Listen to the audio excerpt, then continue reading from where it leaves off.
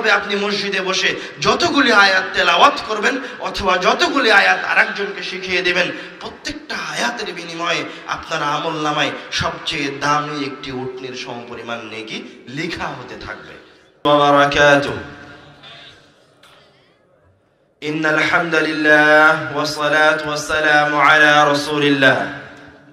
যাবতীয় প্রশংসা সেই মহান রব্বুল আলামিনের শানে নিবেদিত, যার অশেষ দয়ায় কৃপায় আমরা আজকের এই অনুষ্ঠানে উপস্থিত হয়ে মহান রব্বুল আলামিনের বাণী এবং রাসূল সাল্লাল্লাহু আলাইহি ওয়াসাল্লামের হাদিস শোনার তৌফিক দান করেছি, অর্জন করেছি, আলহামদুলিল্লাহ।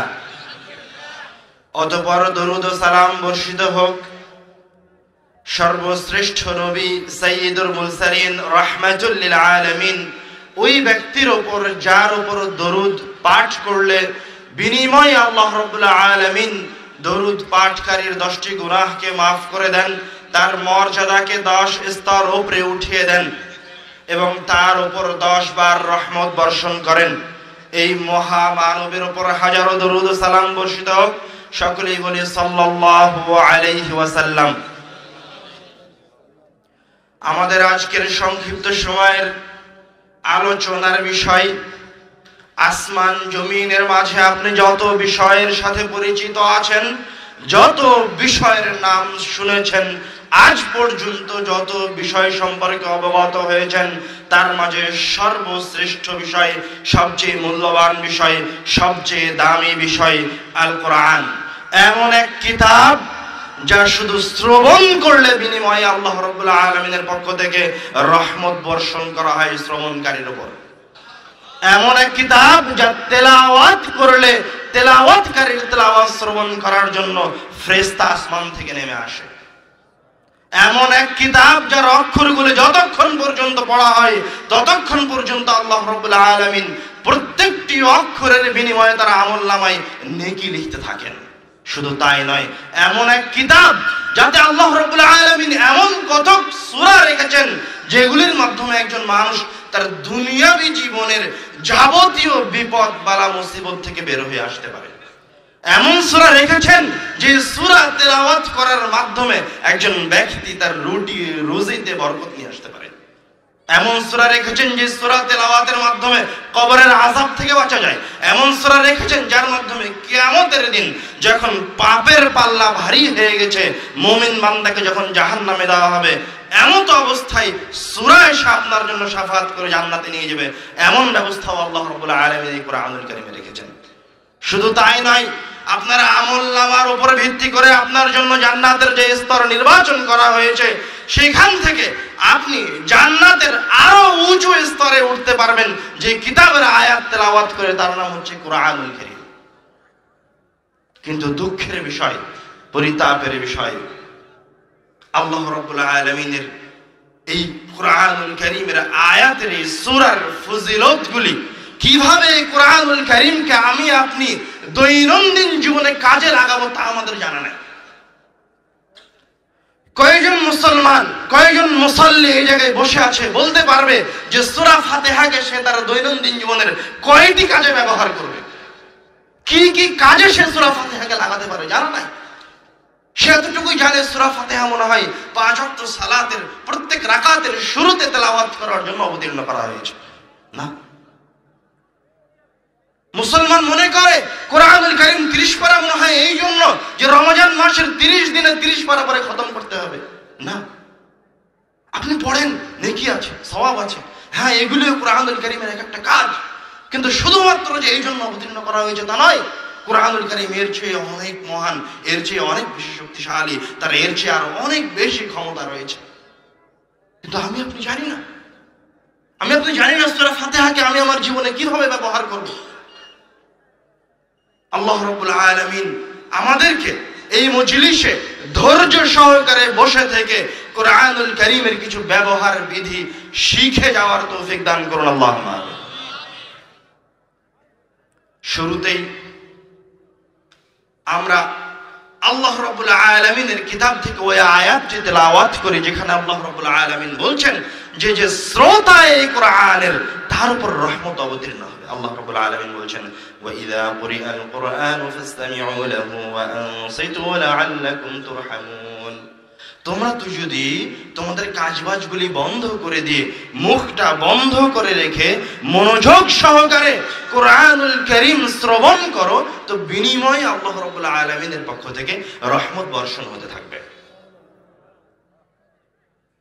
রাসূল সাল্লাল্লাহু আলাইহি ওয়াসাল্লাম বলছেন, মান ক্বারা হারফান মিন কিতাবিল্লাহ ফালাহু বিহি হাসানাহ ওয়াল হাসানাতু বিআশরি আমসালিহা। কেউ যদি এই কিতাবের একটা অক্ষর তেলাওয়াত করে, তো বিনিময়ে তার আমলনামায় 10টা নেকি লিপিবদ্ধ করা হবে। তারপর রাসূল সাল্লাল্লাহু আলাইহি ওয়াসাল্লাম বলছেন, লা আকুলু আলিফ লাম মিম হারফ বাল আলিফুন হারফুন লামুন হারফুন মিমুন হারফ। কেউ যদি আলিফ লাম মিম তেলাওয়াত করে, তাহলে তার আমলনামায় 30 নেকি লিপিবদ্ধ করা হবে। আমি আলিফ লাম মিম তেলাওয়াত করেছি, আমার আমলনামায় এখন কত লিপিবদ্ধ করা হয়েছে? 30 নেকি লিপিবদ্ধ করা হয়েছে। তো এই নেকিকে কি আপনারা আরো বাড়াতে চান? রাসূল সাল্লাল্লাহু আলাইহি ওয়াসাল্লাম সেই ব্যবস্থাও করে দিয়েছেন। হাদিসে এসেছে, আন উকবা ইবনে আমির রাদিয়াল্লাহু তাআলা আনহু قال خرج رسول الله صلى الله عليه وسلم ونحن في الصفة। রাসূল সাল্লাল্লাহু আলাইহি ওয়াসাল্লাম তার বাড়ি থেকে বের হয়ে আসলেন, আমরা মসজিদে নববীর ছায়া তলে বসে আছি। আমাদের কাছে এসে রাসূল সাল্লাল্লাহু আলাইহি ওয়াসাল্লাম বলছেন, তোমাদের মাঝে কি এমন কোন ব্যক্তি আছে, আফালা ইয়াগদু আহাদুকুম, তোমাদের মাঝে কি এমন কোন ব্যক্তি আছে যে বুতহান অথবা আকিক নামক বাজারে গিয়ে কোন প্রকার পাপ কাজে লিপ্ত না হয়ে আত্মীয়তার সম্পর্ক ছিন্ন না করে ফ্রিতে সবচেয়ে দামি 2টি উট নিতে চাই, নিয়ে আসতে চাই? এরকম কি কোনো ব্যক্তি আছে?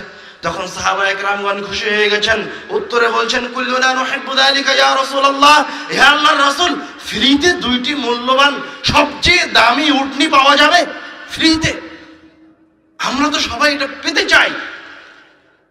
তখন রাসূল সাল্লাল্লাহু আলাইহি ওয়াসাল্লাম উত্তরে বলছেন, আফালা ইয়াগদু আহাদুকুম ইলাল মসজিদ ফায়ুআল্লিমা আও ইয়াকরা আয়াতাইন মিন কিতাবিল্লাহ। তোমাদের মাঝে থেকে, এই যে যারা উপস্থিত হয়েছেন, এদের মাঝে থেকে কেউ যদি মসজিদে গিয়ে 2টি আয়াত তেলাওয়াত করে অথবা আরেকজনকে 2টি আয়াত শিখিয়ে দেয়, বিনিময়ে আল্লাহ রাব্বুল আলামিন তার আমলনামায় এক একটা আয়াতের বিনিময়ে সবচেয়ে দামি উটনির সমপরিমাণ নেকি লিপিবদ্ধ করে দিবেন। وثلاث خير له من ثلاث واربع خير له من اربع ومن اعدادهن من الابل। এইভাবে আপনি মসজিদে বসে যতগুলি আয়াত তেলাওয়াত করবেন অথবা যতগুলি আয়াত আরেকজনকে শিখিয়ে দিবেন, প্রত্যেকটা আয়াতের বিনিময়ে আপনার আমলনামায় সবচেয়ে দামি একটি উটনির সমপরিমাণ নেকি লেখা হতে থাকবে। এখানে শেষ হয়নি, এটাকে আপনাকে ওইভাবেই, এই হাদিসের উপর আপনাকে ওইভাবেই ইয়াকিন রাখতে হবে, ওইভাবেই বিশ্বাস রাখতে হবে যে বাস্তবেই আপনি একটা সবচেয়ে দামি উটনি 5 লক্ষ টাকা দিয়ে বাজার থেকে ক্রয় করে নিয়ে ফি সাবিলিল্লাহ দান করে দিয়েছেন। তো ওই ফি সাবিলিল্লাহ দান করলে আপনার আমলনামায় যত নেকি লেখা হতো, এই আয়াতের একটা আয়াতের বিনিময়ে ঠিক ততখানি লিপিবদ্ধ করা হবে। এই ইয়াকিন, এই বিশ্বাস কোরআনের ক্ষেত্রে আপনার অন্তরে রাখতে হবে। কেন? আপনারা আরো একটা হাদিসের দিকে আসেন। তার আগে আমি আপনাদের সামনে একটা প্রশ্ন উত্থাপন করে যাই, সেটা হচ্ছে যে মুসলমান, আমার নাম মুসলমান, তো মুসলমান হওয়ার জন্য কি আমি মর্যাদাবান? আমি ঈমান এনেছি এই জন্যই কি আমি সবচেয়ে শ্রেষ্ঠ জাতি, বা আমার শক্তি সবচেয়ে বেশি, বা আমি সবসময় সফল কাম হব এই জন্য যে আমি ঈমান এনেছি? বা আমার উপর আমাকে কোরআনুল কারীম প্রদান করা হয়েছে এই জন্য আমার কাছে সকল ক্ষমতা আছে, তাই কি? যদি শুধুমাত্র মুসলমান হওয়ার কারণে বা মুসলিমদের সংখ্যার উপর ভিত্তি করে মুসলমানদের মর্যাদা নির্ভর করত, তাহলে মুসলমানরা সবচেয়ে শ্রেষ্ঠ জাতি হতো, তাদের মর্যাদা সবার উপরে থাকতো, তাদের শক্তি সবার উপরে থাকতো, সবার চেয়ে বেশি হতো। কিন্তু বস্তুত দুনিয়াতে বর্তমান সময় তার বিপরীত। সবচেয়ে নিপীড়িত, সবচেয়ে লাঞ্ছিত, সবচেয়ে অপমানিত জাতি কারা? বলতে কষ্ট লাগলেও বাস্তবতা সত্য, মুসলমান। কেন? কেননা আপনার কাছে এই বিশ্বাস নাই। আপনি শিখে দিন অর্জন করেননি, আপনি শিখে ইসলাম ধর্ম গ্রহণ করেননি। আপনি এই কথা, এই হাদিস শুনে সুবহানাল্লাহ বলছেন যে একটা উটের সমপরিমাণ নেকি হবে একটা আয়াত মসজিদে গিয়ে তেলাওয়াত করলে, কিন্তু আপনার অন্তরে এই বিশ্বাস নাই। আপনি হাদিস শুনে যাওয়ার পর মসজিদে গিয়ে বসে এই আয়াত তেলাওয়াত করবেন না, আপনি এই নেকির আশায় করবেন না, কারণ আপনি বস্তুবাদী। আপনি এখানেই ভুলে যাবেন। শুধু তাই নয়, রাসূল সাল্লাল্লাহু আলাইহি ওয়াসাল্লাম একাধিক হাদিসে, অসংখ্য হাদিসে কোরআনুল কারীমের একাধিক শক্তির কথা বর্ণনা করেছেন।